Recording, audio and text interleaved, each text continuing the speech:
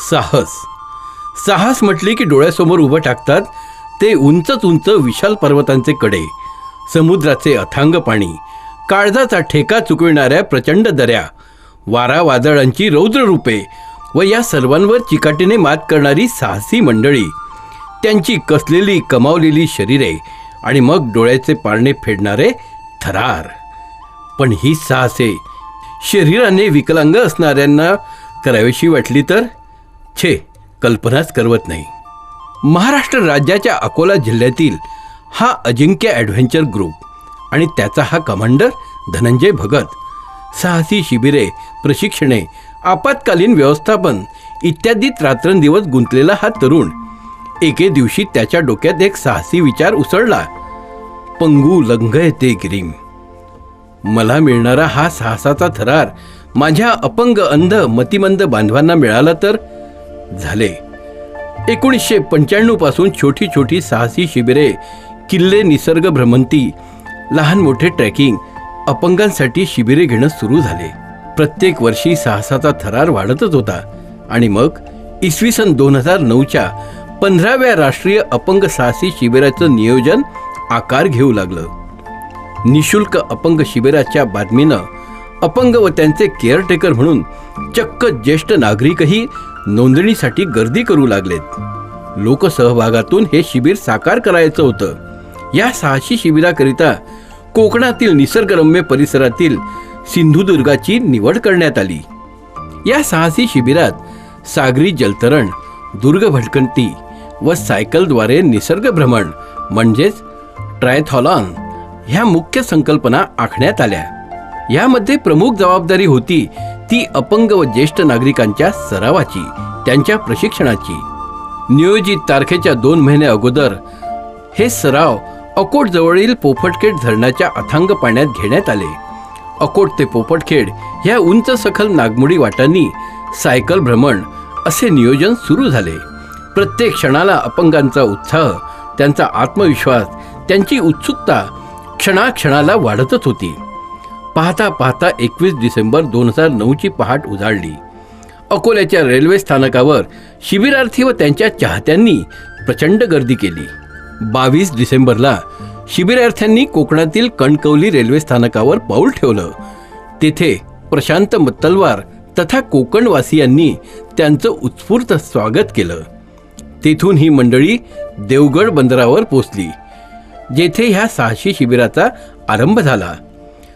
देवगड खाडी पोहून जावयाचे होते. सराव गोड पाण्यातील पोहण्याचा होता. येथे समुद्राचे खारे पाणी होते. चारुदत्त सोमण, माजी आमदार अजितराव गोगटे, श्रीनिवास पळसुले यांनी समुद्रात पोहण्याचे मार्गदर्शन केले. पहिली उडी अस्थिव्यंग राजेश टावरी यांनी मारली. त्याचे पाठोपाठ इतरांनी उड्या मारल्या. अंध, अपंग, ज्येष्ठ नागरिक खाडी पोहत पलीकडे किनाऱ्यावर जेव्हा आली तेव्हा त्यांचे चेहरे आनंदाने फुलून गेले होते. त्यांच्या डोळ्यातून आत्मविश्वासाची चमक जाणवत होती. 23 डिसेंबर 2009 कुणकेश्वर ते देवगड बीच निसर्ग भ्रमंती अपंगांना आपल्या अपंगत्वाचा विसर पाडित होती. समुद्र किनाऱ्यांना न्याहाळताना अंधांना वाळूचा मऊ स्पर्श अथांग समुद्राचे नयनरम्य दर्शन घडवित होता, तर त्यांच्या पाऊलखुणात आम्हा साहसींच्या हृदयात अलौकिक समाधानाच्या लहरी उचंबळीत होत्या. अशा ह्या दांडग्या उत्साहात सर्वात लहान अस्थिव्यंग शिबिरार्थी महेंद्र यानं लाईफ जॅकेट शिवाय समुद्रात पोहण्याचा आनंद लुटला. ह्यानंतर सर्वांनी बोटीतून देवगड खाडी पार करीत नयनरम्य सूर्यास्ताचा अनुभव घेतला आणि मग आपल्याकडील कलागुणांचं सादरीकरण करीत मूक बधीर अपंग शिबिरार्थींनी आपला आनंद व्यक्त केला. त्यांचे हासरे समाधानी चेहरे, त्यांचा उत्साह सारेच स्वर्गातीत आनंदाच्या हिंदोळ्यावर झोकाळीत होते, तर आम्हा गिर्यारोहकांना चरणवयी मधुविदंतीची प्रचिती देत होते. 24 डिसेंबर 2009 विजयदुर्ग भ्रमंती. एकीकडे अथांग सागर तर किनाऱ्यावर विजयदुर्गाच्या कुशीत वसलेली लोकवस्ती. आम्ही सर्व किल्ल्यावर आलो. अक्षय पोलिओनं दोन्ही पाय निकामी झालेला, पण कोणाचीही मदत न घेता ह्या कड्या कपारीतून आत्मविश्वासानं पुढे जाणारा. राजेश एका पायाने अपंग किल्ल्याच्या पायऱ्या चढताना, तर महेंद्र सर्वात लहान, दोन्ही पाय व एका हाताने अपंग, आपल्या अपंगत्वाचा न्यूनगंड झिटकारीत किल्ल्याच्या पायऱ्या उतरताना. ह्यावेळी विजयदुर्गाच्या एका बुरुजावर धनंजय भगत गिर्यारोहणाच्या साहित्याची ओळख करून देत होता. अंध कांचन रॅपलिंग करताना.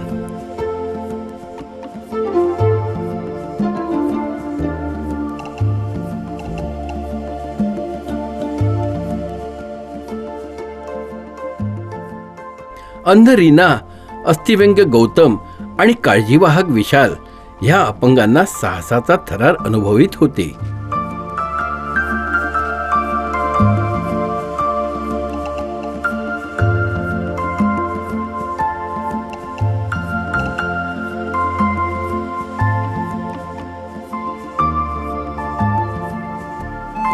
रॅपलिंग किल्ले भ्रमण आटपत नाही, तोच विजयदुर्ग ते देवगड हा 27 किलोमीटरचा टप्पा पार करण्यास सर्व सायकलस्वार सज्ज झाले. ह्यात अंध अपंग ज्येष्ठ नागरिक, प्रसिद्ध वऱ्हाडी कवी विठ्ठल वाघ, वयोवृद्ध शिक्षक मोर्शीकर आपल्या ट्रायसिकलवर स्वार गावंडे, तर अंध मागे कॅरियरवर बसून पॅडल मारित होते, तर काळजीवाहक सायकलचं स्टीअरिंग सांभाळीत होते. अशा ह्या निसर्गरम्य भटकंतीत 3 ते 4 तास कसे निघून गेले हे कळलंच नाही. प्रत्येकाचा चेहरा खुणावत होता, अरे वा, देवगड आले सुद्धा.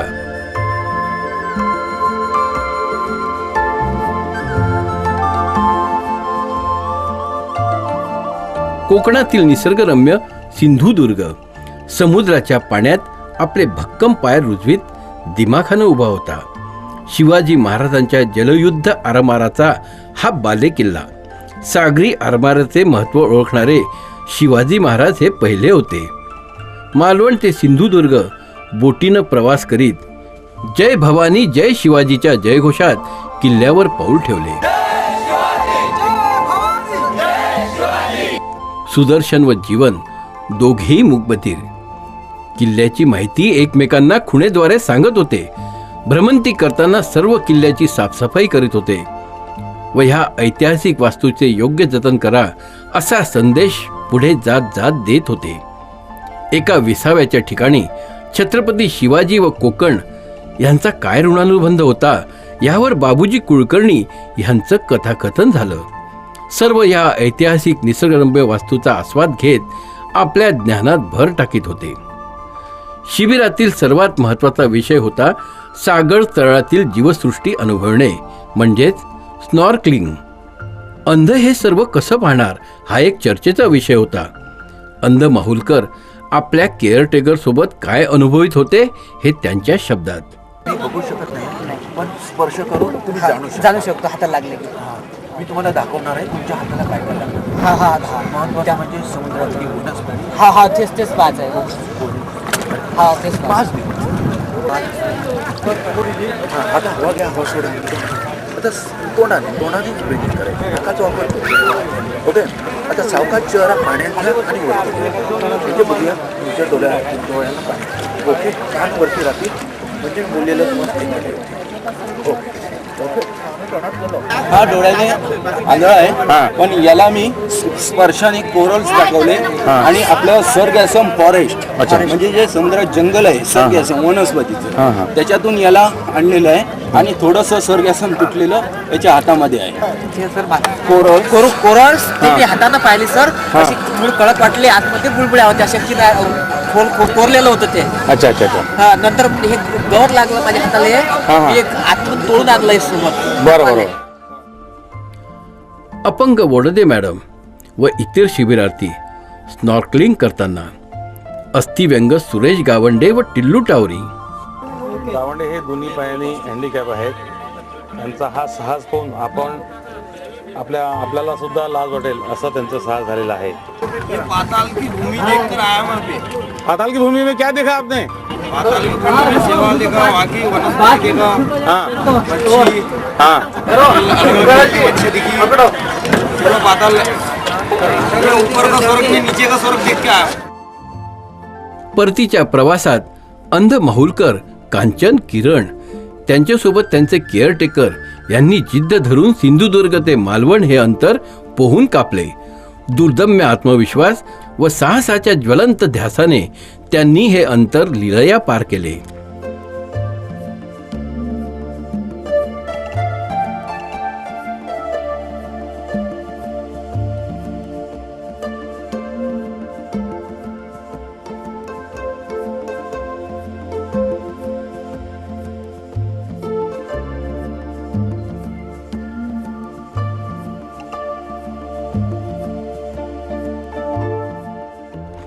सत्तावीस डिसेंबर 2009 कोकणातील निसर्गाचा आनंद घेत कोकणातील पौराणिक स्थळ धामापूर येथील भगवती मंदिर याचं दर्शन घेत भ्रमंती केली.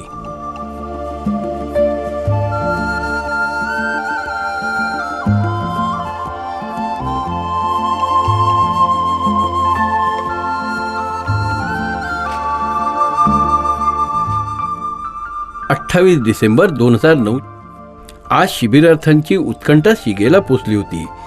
आज व्हॅली क्रॉसिंगचा थरार अनुभवायचा होता. सकाळच्या पहिल्या प्रहरी अंबोली धबधब्यासमोर 200 फूट लांब व 250 फूट खोल अशा कठड्यावर दोर बांधला गेला. यावेळी एक चमत्कारिक प्रकार घडला. एका भल्या मोठ्या वानराने हा दोर हलवीत जणू त्याची तपासणी करून दोरावरून चालत पहिलं व्हॅली क्रॉसिंग केलं.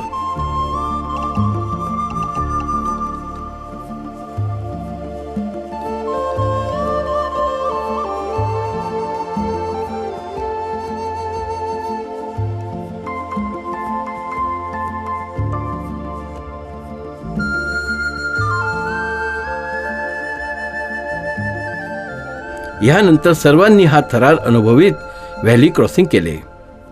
व्हॅली क्रॉसिंग करिता चढाई करताना अपंग शिबिरार्थी आंबोली घाटातल्या आंबोली धबधब्यावरती आम्ही सगळं जिद्दचे शिबिरार्थी आज एकत्रित झालेलो आहोत. इथं साहसी क्रीडा प्रकारामधला व्हॅली क्रॉसिंग हा जो महत्त्वाचा प्रकार आहे, हा सगळं अपंग मुलं याचा आनंद घेत आहेत. आपल्यासमोर दोरावरती स्वतः कांचनमाला पांडे ही व्हॅली क्रॉसिंगचा अनुभव घेते आहे.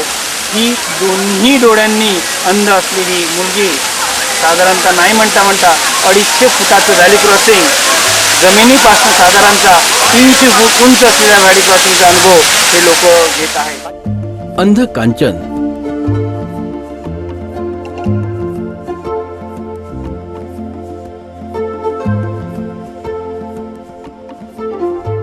अंध किरण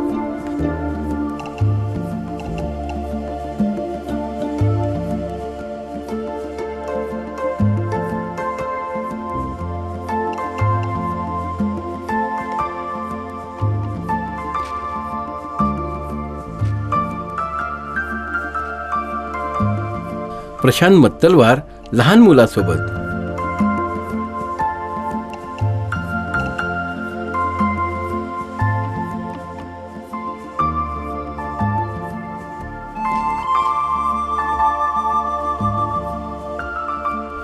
ज्येष्ठ नागरिक गौतम मॅडम, नटकोटे मॅडम, अपंग महेंद्र, राहुल, अक्षय आपल्या 2 कुबड्यासह, अपंग वैजयंती या सर्वांनी व्हॅली क्रॉसिंग केलं.